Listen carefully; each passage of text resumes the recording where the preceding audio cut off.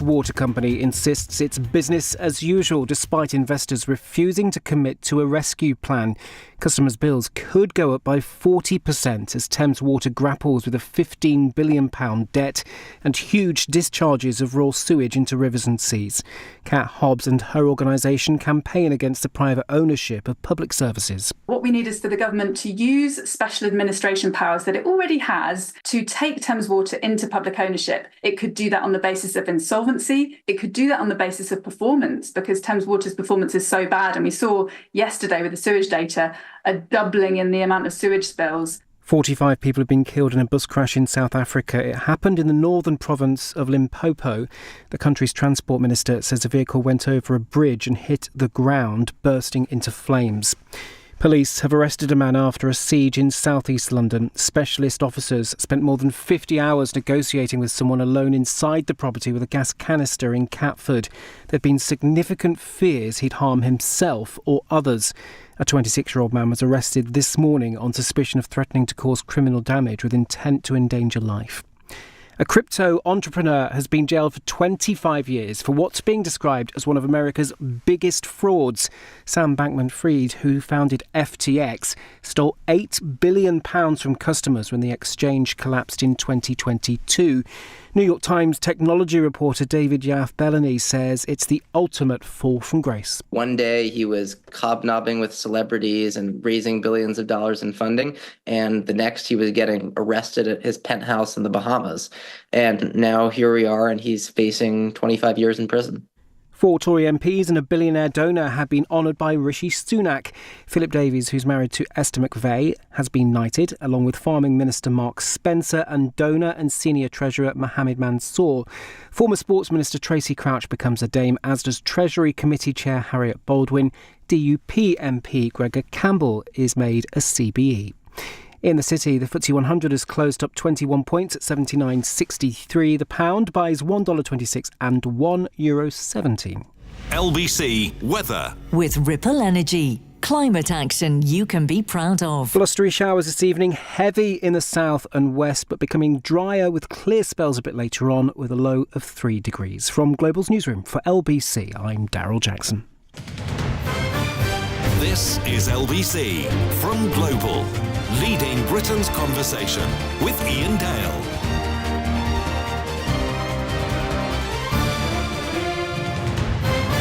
Hello, a very good evening. It's 3 minutes past 8 on LBC. We're streaming this hour live on Global Play if you'd like to watch us as well. I've been looking forward to this hour. In fact, I always look forward to Thursday at 8 because we always talk to a really interesting person. And sometimes I know the person, sometimes I don't. And I've never met tonight. No, you're not going to tell me we have met before, are you? No, I've never met you before. Because I keep saying that and they say, oh, no, we did meet. And then I feel really embarrassed. No. Tony Sewell is with us. Lord Sewell. How does that feel to be known as Lord Sewell? It's weird. And when I go into the house, to be called my lord every minute, it's just like something out of the kind. But that said, it's a fantastic place. I know viewers might have different views as to what we do with it, but I mean, as far as I'm concerned, it's great. It does great work. Now, you are here largely because you've got a new book out. It was published, I think, last week, Black Success, The Surprising Truth. And I think a lot of people will know you from having written this report for Boris Johnson that we talked about a little earlier. But just for our listeners who don't know you, give us your background. Well, I mean, I'm just an ordinary chap, just the kind of nothing special. I mean, I was brought up in a place called Penge in South London. Hopefully some Penge people will ring up. And I was born in Brixton and brought up in Penge from a Jamaican parentage. And basically, and so the book does kind of chart that. Very much ordinary secondary school in the 70s, went through to the 80s, and then more or less just went through the gears. And actually, I think the gears were just, for me, fairly straightforward.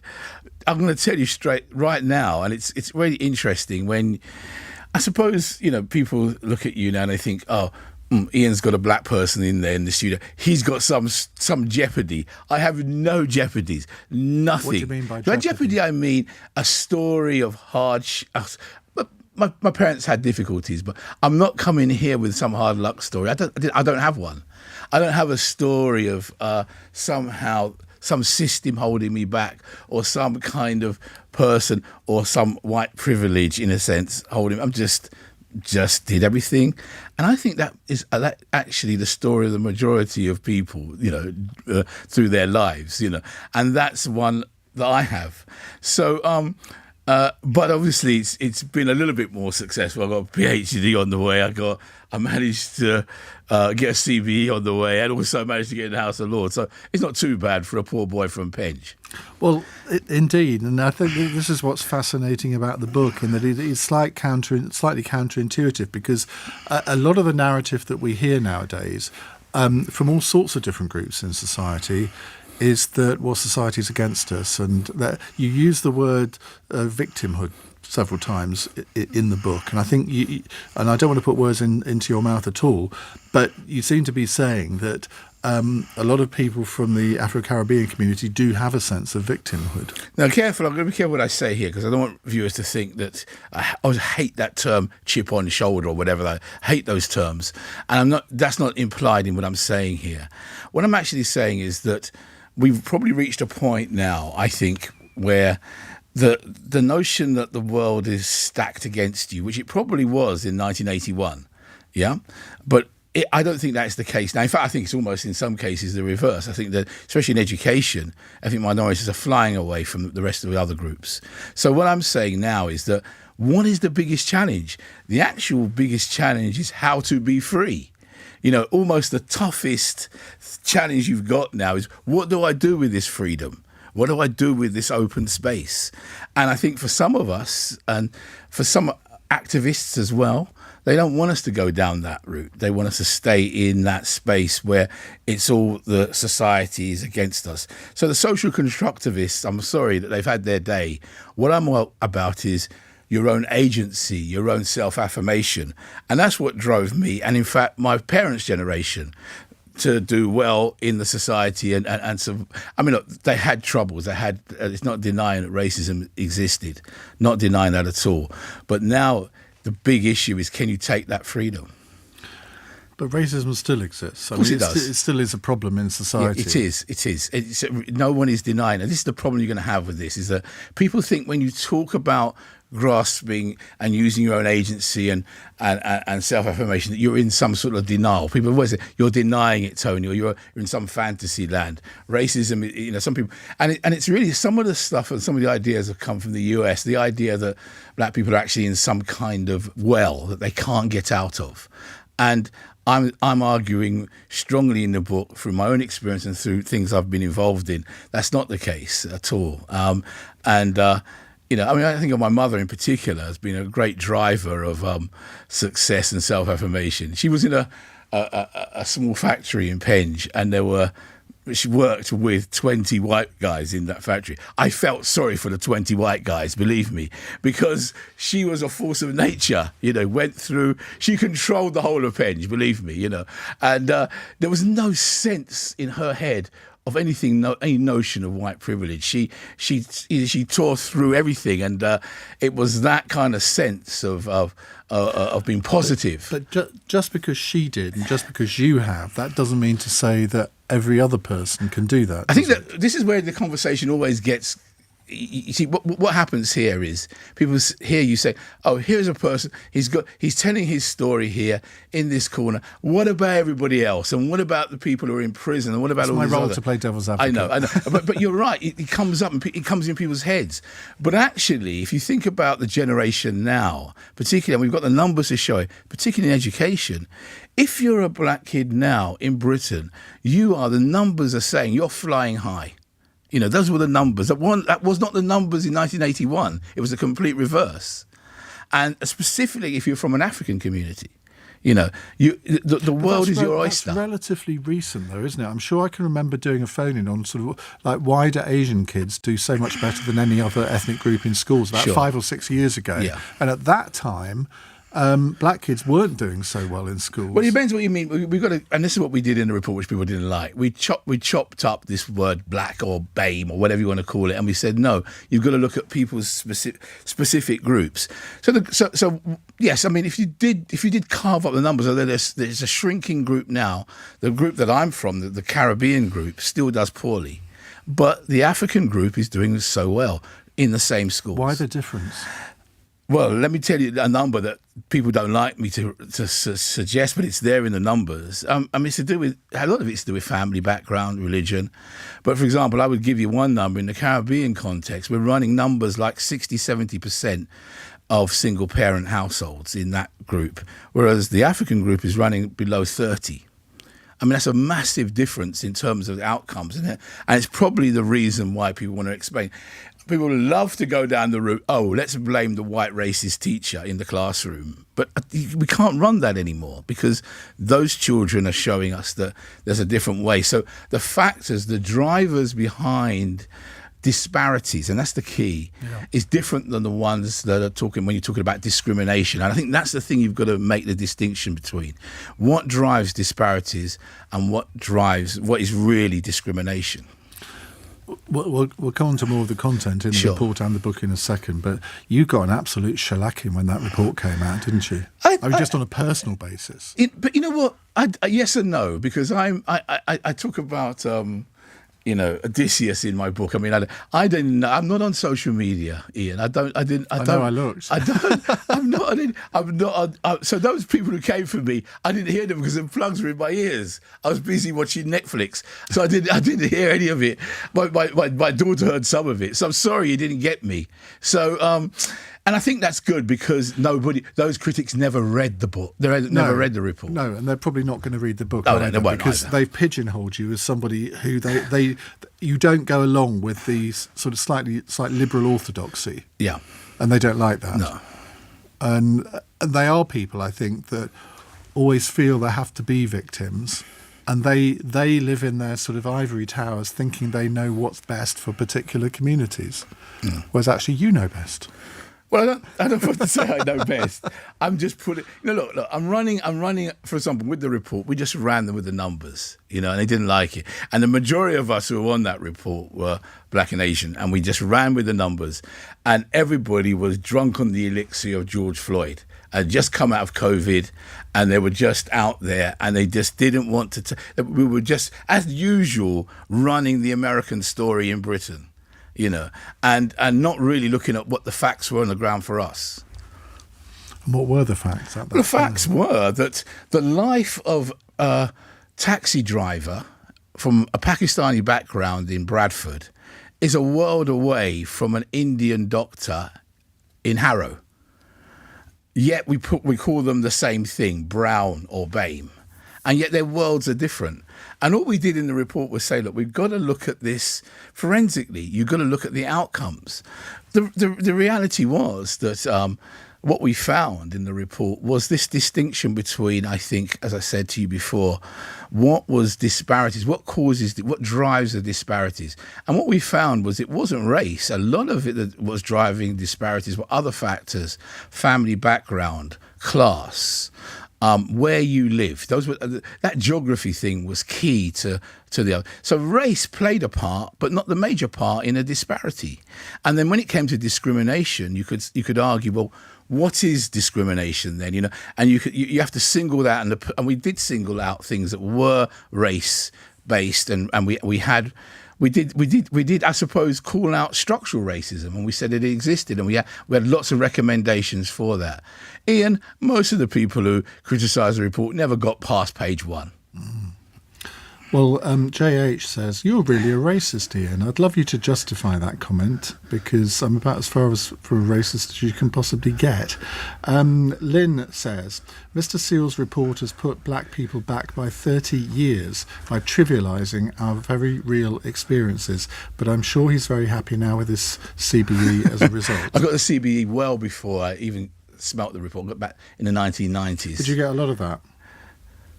No, I don't really, because I don't really kind of encounter that. No, I don't. I get mixed reviews of things, but honestly, I said, because I don't encounter this, so I don't really know what it is.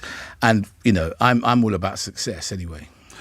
What do you want to achieve with this book? Because as you've already intimated, it's going to upset a lot of people who probably won't read it, but I would say you're probably upsetting the right people. But what do you actually want to achieve through writing it? Well, the book itself, it's going to be hard for people to come for it, as I said to you before, because it's a book that looks at black success. But what it's saying is this, is that the drivers for black success really have nothing to do with blackness at all. Nothing to do with race at all. And that's the irony of it. When I pick through my own life, and also and we can go through this later, the aspects of in Hackney and all the different places I've been in, when we've looked at it, there have been the other factors that make the success a reality. And that's the surprising truth. So there's nothing about going backwards. In that sense, it's actually pushing us forwards, because what it's saying is, well, let's look at the real reasons why people have these disparities. So, for example, that person who just said put us back 30 years, if we had, as I've worked amongst in inner city schools, and had we had really focused enough on the family aspect of some of those boys, and looked at the fact that when father left or whatever, and we did work there, instead of all this kind of diversion stuff that we had on race and unconscious bias training for teachers, had we focused on that, I'm convinced a lot of those boys probably wouldn't have ended up in jail or down a sort of vacuous route that have been, because what happened was that we just didn't go down there because people didn't want us, because politically they didn't want us to go there. And we could have solved a lot of the problems for those children. So when somebody jumps on your air and says, we're taking us back 30 years, I get really annoyed with that, because what they're really saying is they don't want us to focus in on the real issues. Now, there are lots of people sending text and WhatsApp messages of all sorts of degrees of either praise or insult. If you want to have a debate with Tony, you can do so, because we're going to open up the phone lines in a few minutes.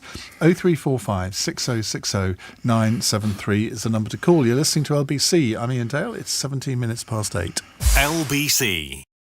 Keeping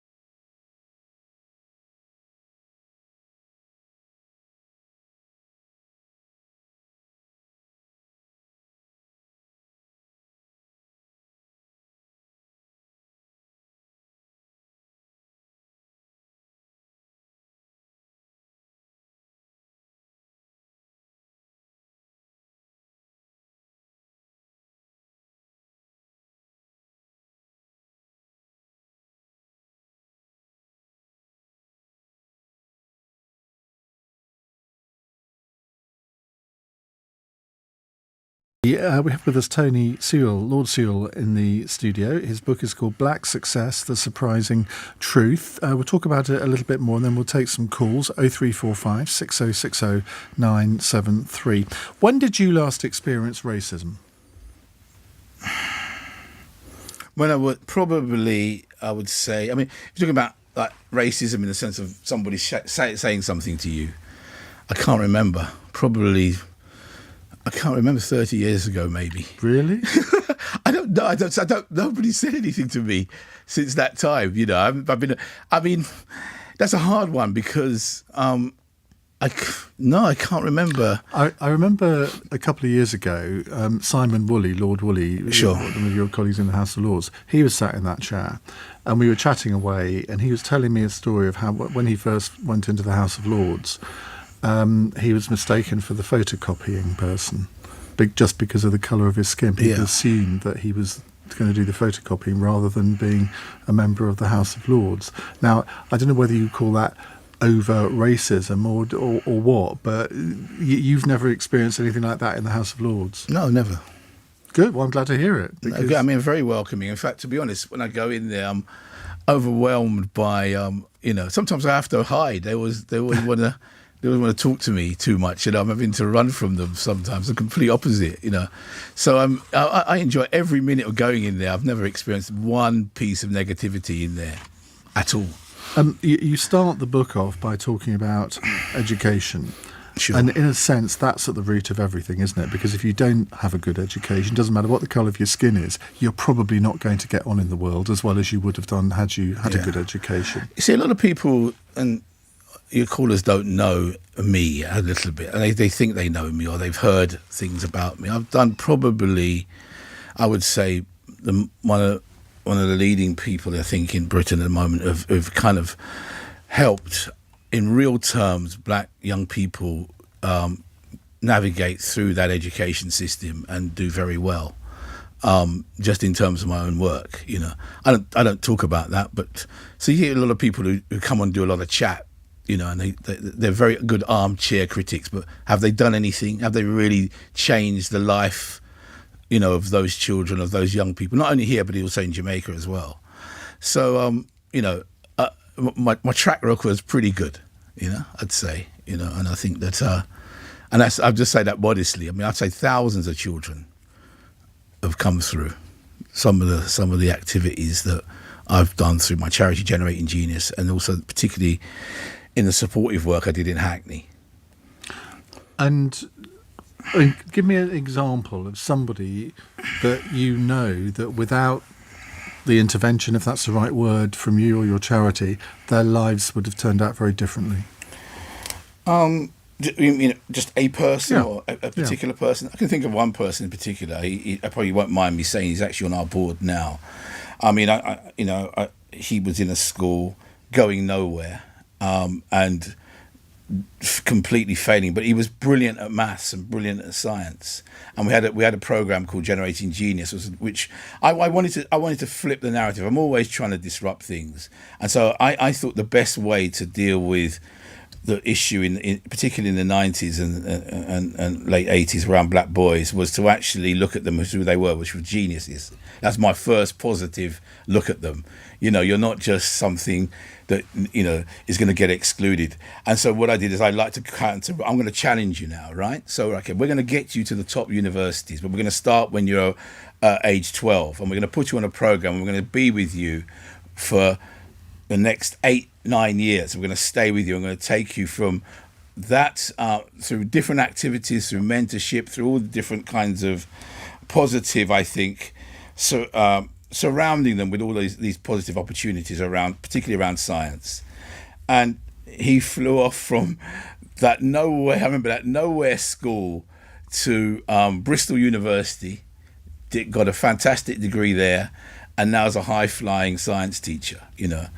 And that's just one of I would say thousands really that we've just done on that program. And how important are role models? Not very. Oh, really? No. No, you astonish me. Well, that's another thing about the book. I deal with that issue of role models.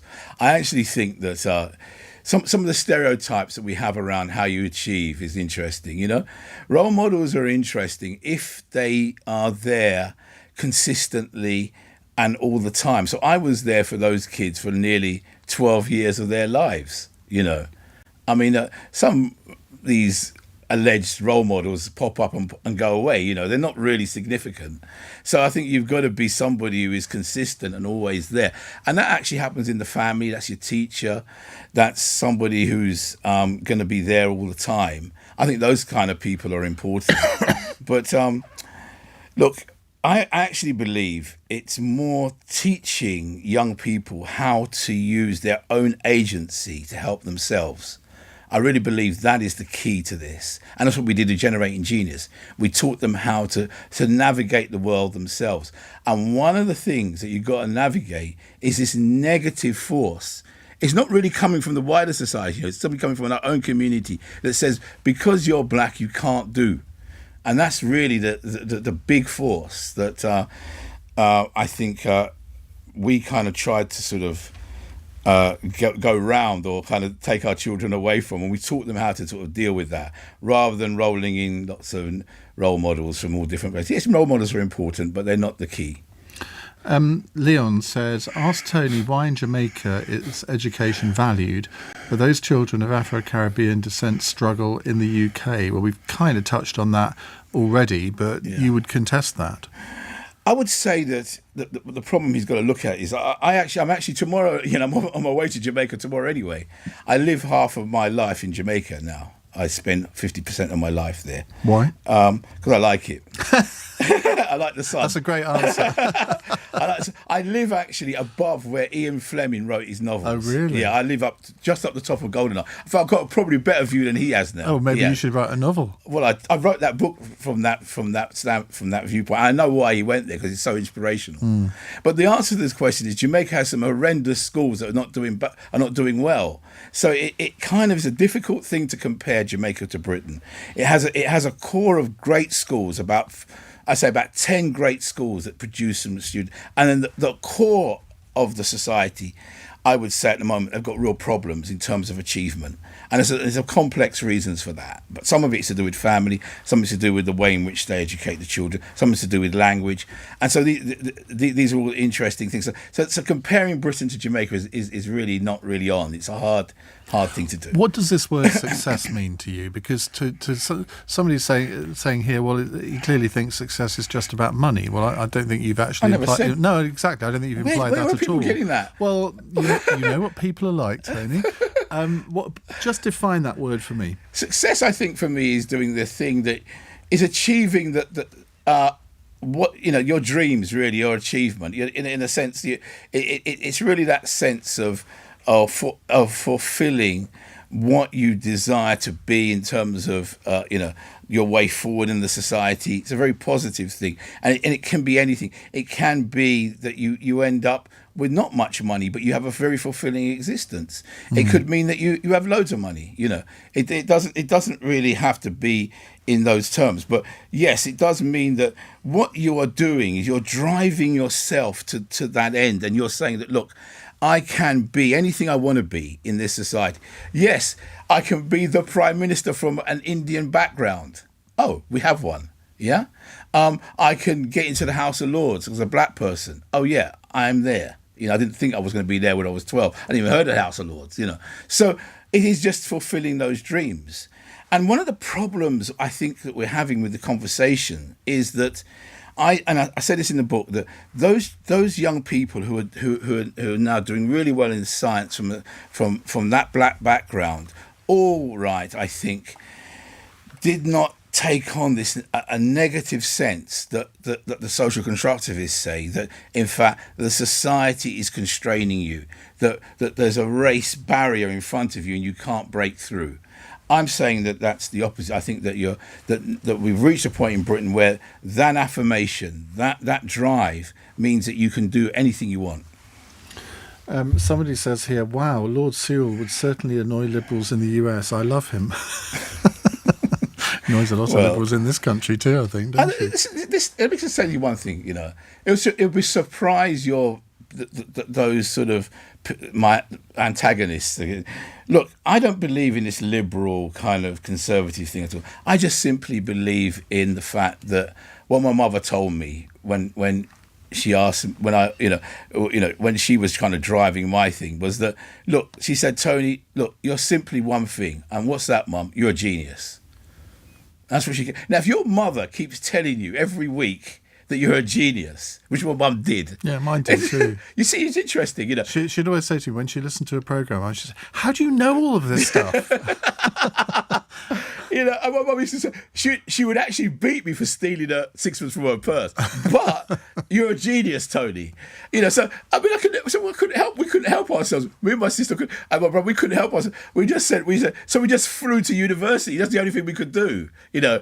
And nothing really bothered us. And what do your siblings make of what you've achieved? Oh, well, they're doing. You know, I have siblings. Well, you know, they're doing well. They understand. You've gone all bashful. I kind of don't want to kind of talk too much about them. To talk about themselves, I kind of keep them out. All right. We are going to go to your calls in a moment. If you would like to speak to Tony, you've heard some of his views. He'll express a lot more over the next half an hour. 0345 6060 973. Let's brandish the book up. If you're watching on Global Player, it's called Black Success: The Surprising Truth. It is 8:32. News headlines on LBC with Daryl Jackson. The chief executive of Thames Water has refused to rule out bill increases of up to 40% as the struggling company tries to secure its future. Shareholders have refused to stump up £500 million towards paying a debt of $15 billion. The boss of FTX, a platform for exchanging digital currency, has been jailed for 25 years for fraud. Sam Bankman-Fried stole billions of dollars from customers. And police have arrested a man in southeast London after a 50-hour standoff in Catford. Specialist officers were concerned for a man alone inside a property with a gas canister that he'd harm himself or others. LBC weather: blustery showers this evening, heavy in the south and west, becoming drier with clear spells and a low of 3 degrees. This is LBC. This is what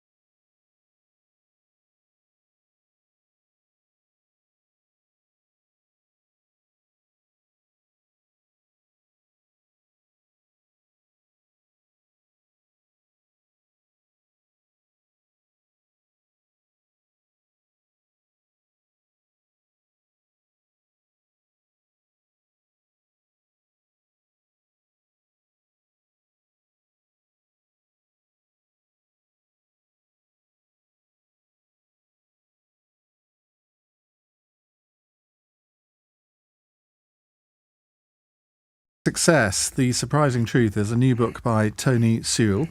He's going to be taking your calls in just a second. Fran on Twitter wants to know, do you work with Catherine Birbalsingh? Yeah, I was actually part of, people don't know this, but when her school, Michaela, started, I was part of the sort of founding mothers and fathers of the school. So I do know her, yes. Right, let's go to Kevin in Finchley. Hello, Kevin. Hello. Hi, what would you like to ask? Hi, Mr. Sewell. So I believe that you were a Lord teacher. Sewell to you, Kevin. Okay, Lord Sewell. So I believe that you were a teacher at a school in northwest London in the 80s, and you may have been at the same time as me in Willesden Green. I won't tell you the school, but I'm sure that you were. And? Okay. No, I'm just saying that, I thought he may have responded. He's been giggling all through the evening, so I thought he had a great opportunity and appetite to talk, but obviously not. Well, you haven't asked a question yet, apart from which school he went to. No, so the question is, right, and I agree, we as black people, I am from Jamaican parentage as you. My parents told me that I am a genius, as you just said. Okay, but what they did tell me is that I would face racism and challenges, and I have done. And I can tell you that I faced racism up until last week, even though you are in the, somewhere else, different universe from me. You don't face racism. I have faced racism in the workplace, as do many black people. So I think the question I have for Tony is, if we are doing well in education, and African boys in particular are doing well, but we are doing well, okay, why is there double the percentage of unemployment for young black men in the UK today? Can you please explain that? Good question. Good question, yeah. I mean, the numbers are interesting on unemployment, because if you look at the way in which the education outcomes link to employment rates, you're probably going to see that change in the sense that you're going to have now such a large cohort coming down the line of well-qualified and able black young people going for top jobs, going for, any jobs really at this stage. But look, my thing was never ever, and in the report, Iain, we clearly stated that there was issues to do with racism, and the reality of racism exists. Nobody's ever denied it. You've asked me several times in the show about this. So the answer to your question is racism. That's really what it is. It is what it is. Racism is one of the factors that are stopping people from getting jobs. However, you've got to be very careful here, because what we also found was that, for example, there are real issues about the kinds of jobs that you might want to go for and the qualifications that you might be interested in.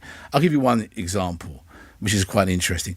If you just do your own little survey around London and look at how many black people are working on building sites, you'll find it's very low percentage. Yet the building trade's an expanding trade. So why aren't more black young men, or mainly men, on building sites at the moment? So you have to look at why isn't there a track into that workspace? You go back and you perhaps might want to look at family background, you might want to look at the school, you might want to look at careers advice. So there are other reasons behind some of the disparities in work that are nothing to do with discrimination, but could be family driven. Or you could have discrimination, as your caller says, racism could be the answer. We're not denying that. That's what we just said in the report. So I'm kind of agreeing with your caller. Racism exists. It explains that. But on the other hand, there are there could be other reasons why there are these outcomes in terms of employment. Kevin? Look, I'm glad that he acknowledged that racism is a factor, because it seems as though you were saying that it doesn't exist anymore. No, nobody said it didn't exist. Nobody in this programme said it didn't exist. This is the problem, you see. Iain and I had this conversation very early that callers would not hear what I said. Racism exists. We see it's a reality. What we said in the report, though, there were a number of complex reasons why there are disparities around race, which is what we looked at. And that is, it isn't all to do with racism. It's to do with something. It could be other factors that are coming down the line to explain it. But racism is a factor. Of course it is, yes. OK, Kevin, thank you very much. Let's move on to Michelle in Aberavon in Wales. Hello, Michelle. Hello, hi. Yeah, I just wanted to say I agreed with everything that came out of Kevin's mouth. It's true. We use racism a lot, and we use it as a chip. And sometimes we put that chip before we decide. The minute something doesn't go our way, we go, oh, it's because I'm black. And sometimes we need to not do that because it will help. Yeah, I mean, my parents are Jamaican. My parents pushed me. My role model was my mom and my dad. I know you don't believe in role models, but that's who mine were. And they worked hard for all of us. Yeah. And I did the same for my kids. Can I just say one thing? I mean? Can I just say one thing about role models? I mean, I thought when Iain explained role models, I thought he really was talking about kind of media people or things outside of the home. Remember, I said right from the beginning, like you, that my mother was the key driver for me. So, exactly. So that's where, and the family. That's where I would put the so-called role models, but not media figures. No, not media figures, not celebrities, and that's the problem. The kids today, everybody, they want to get rich. They don't want to work to get rich. And I think that as well is a lot of our problems. If black families, you're right, we need to support our black kids. But you see that Michelle, isn't that the same for white families as well? It is. But see, the thing is, the black child, even if he doesn't know about racism in the home, by the time he goes outside, he will know about it. And he will automatically think, oh, it's because I'm black why I'm not succeeding.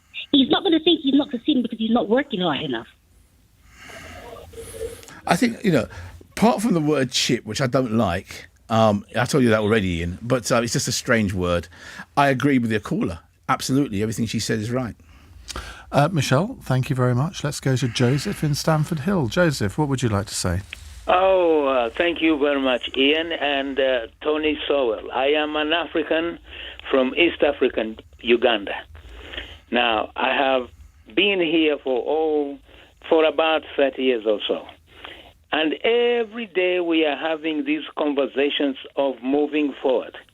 But before even the conversation goes forward, we revert to slavery.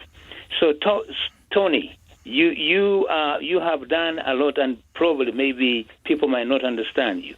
What I'm asking, we as people of African origin, how can we move on from this idea of victimhood so that we can actually focus on progress? As your book, I'm going to buy that book. I'm glad you are. Yes. So it's been worth coming on the programme just for that. Look, listen. What is interesting about your word "move on" again is people think that when you say "move on," it means Tony's denying racism or denying this or denying that. I don't deny any of those real issues that exist in people's lives. There are people that are going to who have experienced some racism. They're going to experience racism tonight. They're going to experience it. But what I'm trying to say is that what we must do, particularly with our young people, is really begin to carve out a pathway for them that says that, look, out there, you've got so much opportunity at the moment. It's unbelievable. And let me give you one interesting piece of data that we just got to get our heads around. And it's when you start comparing ourselves to the rest of the world. The majority of black, in terms of numbers, black populations are concentrated in London. In London, we have overall perhaps the best education now that young people have compared to anywhere across the country in terms of the state education. So, in effect, if anyone's getting privilege now, if you are going to school in London at the moment, you are really getting the best that there can be. So, and you will get the best exam results, and you will get the best opportunities to go to the best universities. Now, tell me if that's not a great start for your life. And I think that kind of messaging about the positiveness of what we face must be circulated amongst our young people, not this notion that somehow they're locked into some kind of racist prison. And I think that, that's simply all we need to say. And just giving our young people that sense of agency, that self-affirmation that they can do, that the world is open for business, they will fly.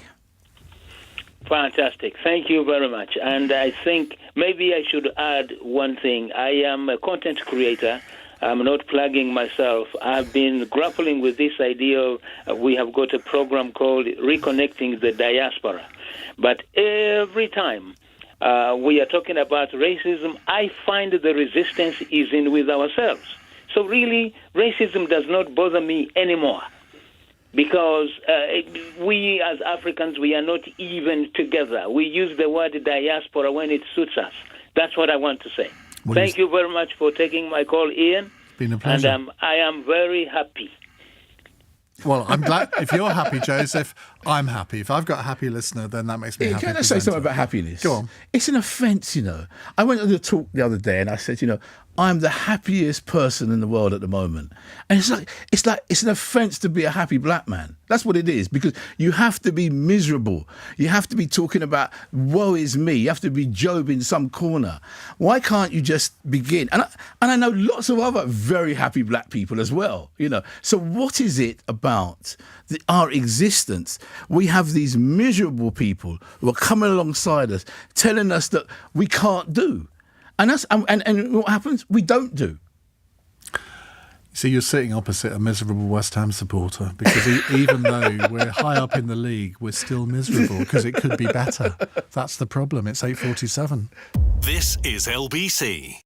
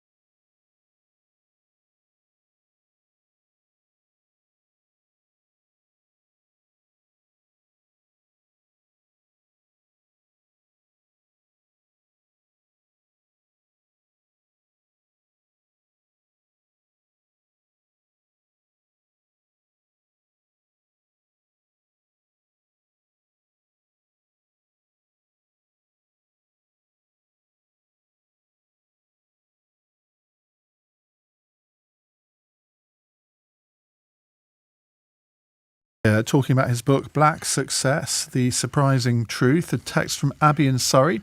Tony is effectively saying black boys and men should not go for jobs that are out of their league. I don't think he is, but did his mum not tell him he can achieve whatever he wants? So why does he think it should not apply to other black boys and men? Can he explain why, when CVs go out with English names, the owners end up getting interviews and job offers? That is an interesting point, isn't it? Because there are lots of studies on this. But the problem is I've got an English name. And and Caribbean people will have English names. So a lot of them, if they haven't changed it themselves. So it's a difficult one. But I agree that there's real evidence that those CVs that's discrimination, as distinct from it can't be anything else. As distinct from disparities, which is more complex. So yes. Discrimination is there, and we kind of had some recommendations around that. Doing, for example, we looked at doing blind CVs where you don't put the names on there as a possibility of getting around that. And some firms do that. I was thinking soon there won't be any content on CVs because you're not allowed to put your age, now your name. You wonder where it's going to go next. Right, Pippa is in Manchester. Hi, Pippa. Hi. How are you? You okay? Good, thank you. What would you like to say? I'm just listening to Michelle and I'm listening to the gentleman. I don't know what world they're coming from. I'm in Manchester and I was part of a focus group to try and get young people several years ago from an area in Moorside because Moorside was predominantly black people, poor area, and they wanted to get them into apprenticeship. And these boys went to colleges and they had, some of them joinery plumbers and also some of them degree in electrical engineering. And they did apply, and I helped them to apply for application for jobs in special social housing because, they are landlords. None of them got any reply back. I even made a complaint to the organization, to the customer manager, and he said, send me the CVs and I'll do it. And unfortunately, he wasn't there for long. He was removed from his job. So this thing of saying that, like that lady saying that black boys don't want to do this and that, and also black parents should try and help very hard their children. We try very hard. I'll give you a very good example. I remember a few years ago, just 2-3 years ago, there was a gentleman who was from Caribbean. He came here when he was young. He did his degree, did his master's in nuclear engineering, and then he applied a job he was a top person in electronicals to do with that. He applied a job at the nuclear plant. Because he was Caribbean, he had an English name, and they offered him an interview. When he went there, the man was shocked because he was black, and they told him, "I'm sorry, we can't. I'm sorry, the job has been taken." And guess who was given the job? His classmate who was with him, who had very poor, not poor, but he had more. He passed, I think he had a 2-1 or 1-1, and in fact he was helping him with the project. And he actually apologized and he said, "I'm so angry, let's go back together there." And he said, no. He's now in Canada, doing very well. I spoke to him last year and he said, "I'm doing very well, I'm working there," and all that. And there's been an exodus of young professional black young people, especially the ones who were born here, because they feel that they cannot continue up the ladder. I have a young 25-year-old teacher who's working in a school outside Manchester. He's constantly he teaches my daughter, and he constantly says he's always been told, "Are you a gang?" So many things by students. He's so frustrated, and there's nothing. It's like nobody supporting him in terms of his emotional. Right. So he's leaving. He's moving to Australia. Well, let's get some Pippa. Let's get some reaction from Tony. Yeah, I mean, all those examples. I don't know them. I don't know the detail behind them. But I'm not gonna at all contest the veracity of them, because I think that they probably are real and they exist. And and when I did the work in the report, and even in the book, I don't deny the reality that racism can exist and does exist in those scenarios. But what's interesting, is about work and about how it all pans out. One of the disparities we had in the report, which is a positive one, is that 40% of our health workforce, and by that I mean top health workforce, doctors, etc., are from an Asian background. Yeah, they're not an Indian background at that, and they're not 40% of the population. Yeah. So, Asian, this is a gross generalisation, but I know this from various Asian friends of mine, that Asian parents want their children to be doctors or accountants because they're safe jobs. Yeah. So that's exactly, and I think that has something to do with it. The issue there is that the drive towards what you want to be and the family is that there is a real connection in terms of employment prospects, but it's not so you see, that's why the thing is complicated. But it's not to deny that discrimination can exist in the workplace. So all the things that your caller just said, all I can say is I agree with you. Just a quick one. I'm not going to go to the call because we've only literally got a minute left. But this is from Remar in Lambeth. He wants to know, what do you think about white privilege and the whole concept? I think it's terrible, the term. I don't really believe in it at all, really. I think that there are obviously going to be numbers of white people in privileged positions, and we know that. But the idea that it's going to block you, this is the idea, block your progress, I don't believe that is the case at all. I remember, Iain, when I was at university, and in those days it was a tough 80s when racism was really, you're telling me when I did know about racism, and it was then in the 80s. I went to university, 2% of the population went there. And to be honest, the reality there was that you got a full grant. I drove a car. I remember. I was loaded. In fact, what was really interesting was the white middle class kids. I actually had to lend them some money because they couldn't because my father's unemployed, so they hardly had any money. So I put a little bit of interest on it, by the way. I mean, I had to lend them some money to get. So this bizarre notion that white privilege was going on. I don't believe. I think it's a mental thing. I think it's something that activists use to block up that whole idea that Britain is now open for business from black and for white people. Steve says, fascinating guest and discussion. Great to get a different perspective on BAME success in our society. I think that's a phrase we're not supposed to use anymore. No, we're not using that anymore. No. Anyway, Tony's book is called Black Success, The Surprising Truth. It's available everywhere you'd expect a book to be available, I imagine. Tony, pleasure to meet you. Thank you very much for coming in. Now, in the next hour, I thought, given that tomorrow is Good Friday, Sunday is Easter Sunday, we're halfway through Ramadan, let's do a phone-in that combines the two things. And I've been given the excuse because there's been a little bit of a stooshy about the fact that Ramadan lights have been lit in Oxford Street between Piccadilly Circus and Leicester Square in London. Some people are saying, but this is Easter. This is a Christian country. We should have Easter lights. Well, I'm not sure I ever remember there being Easter lights. Why do people have a problem with Ramadan lights? And what does Easter mean to you? What does Ramadan mean to you? 0345 6060 973 is the number to call.